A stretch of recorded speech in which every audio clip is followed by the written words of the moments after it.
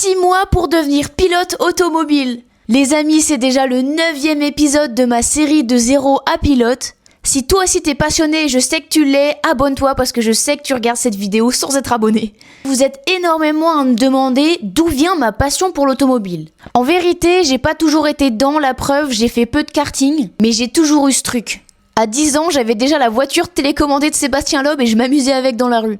Et il y a 2 ans, on m'a offert mon premier stage de pilotage sur circuit. Et au moment de mettre mon casque, les gars, et d'accrocher ma ceinture, j'ai une adrénaline qui m'a traversé le corps entier. Quand je conduisais, j'avais beau aller à 200 à une voiture qui en valait 300 000, j'avais pas peur du tout. Ça a vraiment été décisif pour moi, mais l'expérience qui m'a marqué vraiment à vie, je pense, et c'est celle qui m'a donné envie d'être pilote, c'est qu'en mai l'année dernière, j'ai gagné un concours pour faire 3 tours en GT3 Cup sur le circuit Paul Ricard avec Louis Perrault.